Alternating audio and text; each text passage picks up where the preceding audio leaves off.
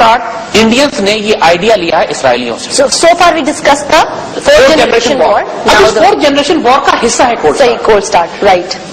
Israelites ने 1967 में 3 मुसलमान मुल्कों पर अचानक हमला किया था. जॉर्डन, इजिप्ट एंड सीरिया, शाम, मिस्र और उर्दून के ऊपर इसराइल ने 1967 में ईद के दिन अचानक हमला किया और 3 मुसलमान मुल्कों की मुसल्लह अफवाज को तबाह करके रख दिया.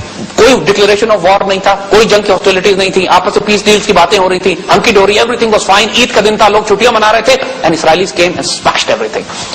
बैतुल मक़दस शरीफ 1967 में हमारे हाथ से निकला है इसी कोल्ड स्टार्ट स्ट्रैटेजी के बाद जो कि इसराइलीज ने डिप्लॉय की थी इन अरब मुल्कों के खिलाफ.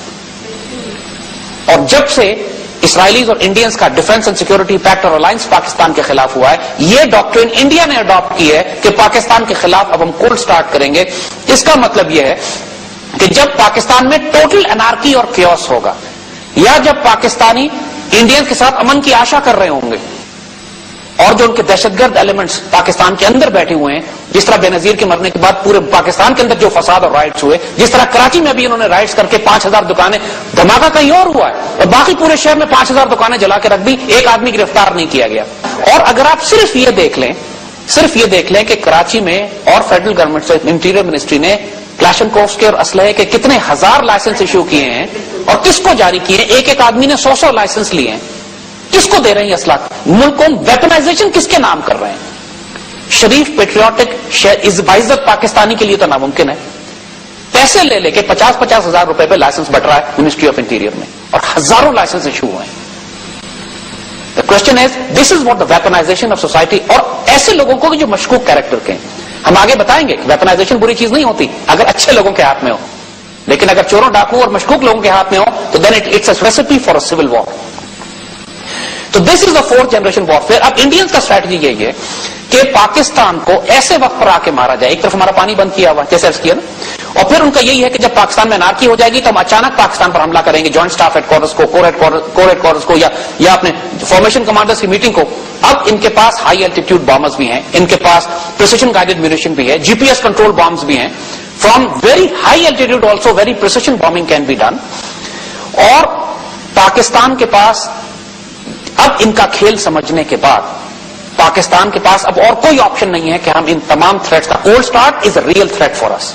कोल्ड स्टार्ट का मतलब है इट्स बेस्ड ऑन चांकिया डॉक्ट्रिन कि उस वक्त पाकिस्तान को खंजर मारो जब पाकिस्तान से अमन की आशा और मोहब्बत और प्यार और दोस्ती की बातें कर रहे हो, और ऐसे मौके पर हिट करो पाकिस्तान को कि पाकिस्तान की तमाम कमांड एंड कंट्रोल सेंटर्स को तबाह कर दो एक ही स्ट्राइक में. उसके बाद जब पॉलिटिकल गवर्नमेंट है, जब मिलिट्री लीडरशिप एलिमिनेट हो जाएगी तो पॉलिटिकल लीडरशिप कोलैप्स कर जाएगी.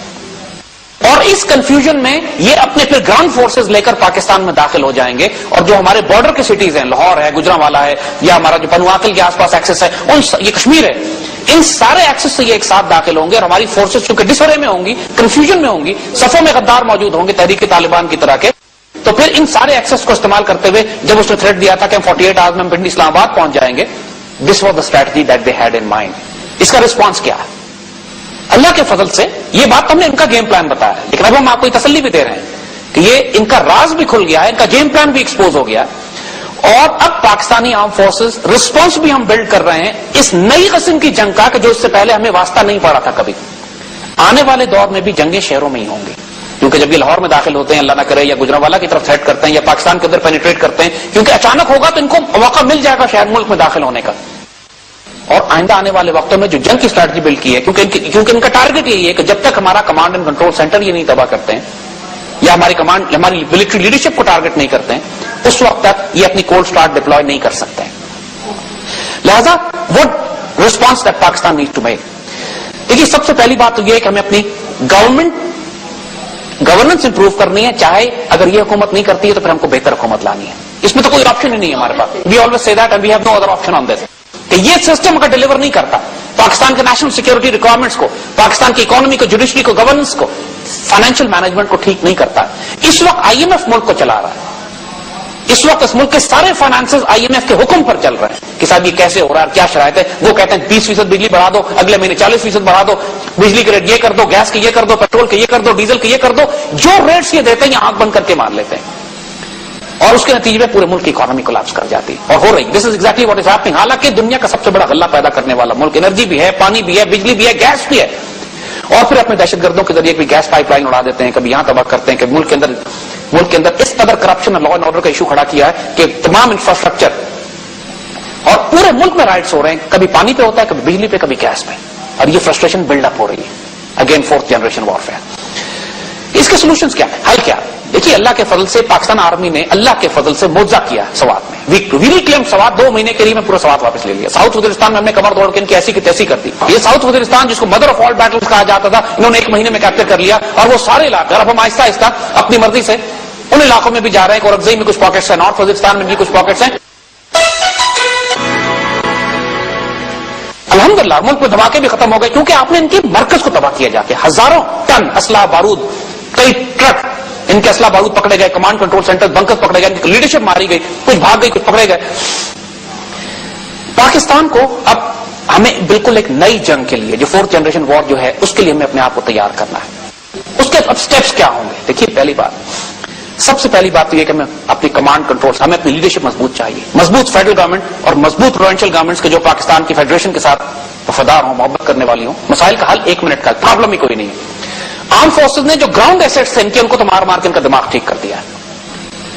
ہمارا اس وقت جو سب سے بڑی کمزوری ہمیں فائنانس منسٹری میں آ رہی ہے, کیونکہ فائنانس منسٹری میں ظاہر آرمی فائنانس میں دخل نہیں دے سکتی, وہ حکومت کا کام ہے, اور army on ground security operations دیکھ رہی ہے. اور پاکستانی پیٹریاٹس کو, سٹیزنز کو, میڈیا کو فائنانس منسٹری کو چیلنج کرنا چاہیے کہ یہ بتائیں کہ کن شرائط کے اوپر پاکستان اب IMF سے قرضے لے رہا ہے. شرائط ابھی تک سیکرٹ ہے. سپریم کورٹ کو نوٹس لینا چاہیے اس بات کے اوپر. سپریم کورٹ جو اس وقت کام کر رہی ہے, بریلینٹ, NRO کے تحت جو وہ کام کر رہے ہیں, پورا ملک خوش ہے ان سے اس بات پہ. ناؤ اب جو آن گراؤنڈ ہمیں کیا کرنا ہے, آن گراؤنڈ نمبر 1, پورے پاکستان میں ہم کو نیشنل کیڈٹ کورس لازمن دوبارہ شروع کرنی ہے. یہ ہماری یونیورسٹیز اور کالجز کے کم از کم 10 لاکھ اسٹوڈنٹس کو ہم نے پورے پاکستان میں, ہم پہلے بھی بات کر چکے ہیں, ابھی تک نہیں شروع ہوئی. It must be started. ہمیں ان تمام کو تربیت دے کے پاکستان کی ایک ریزرو فورس بنانی ہے, جو پاکستان کے شہروں میں سول ڈیفنس کا مطلب شہری دفاع میں ملک کا کام کر سکے, ٹریفک مینج کر سکے, سیکورٹی ڈیوٹیز کر سکے, کمانڈ کنٹرول سینٹر مینج کر سکے. ہمیں وار فوٹنگ پہ نیشنل سول ڈیفنس پروگرام شروع کرنا ہے, کیونکہ آنے والی جنگیں شہروں میں لڑی جائیں گی. ہمیں پورے پاکستان کے اندر اپنے آپ کو اسی طرح سروائیول اور ڈیزاسٹر کے لیے تیار کرنا ہے جس طرح ارتھکویک کے بعد ہم نے دیکھا تھا کہ پورا ملک, پورا علاقائی خطہ وہ تباہ ہو گیا تھا. تو جس طرح ڈیزاسٹر ریلیف مینجمنٹ ہم نے کیا تھا, پورے ملک میں ہم تیار نہیں ہیں ڈیزاسٹر کے لیے. ہم کسی جنگ کے لیے, کسی ارتھکویک کے لیے تیار نہیں ہیں. خالی 15 ریسکیو 15 بنانے سے ڈیزاسٹر مینجمنٹ نہیں ہوتی ہے.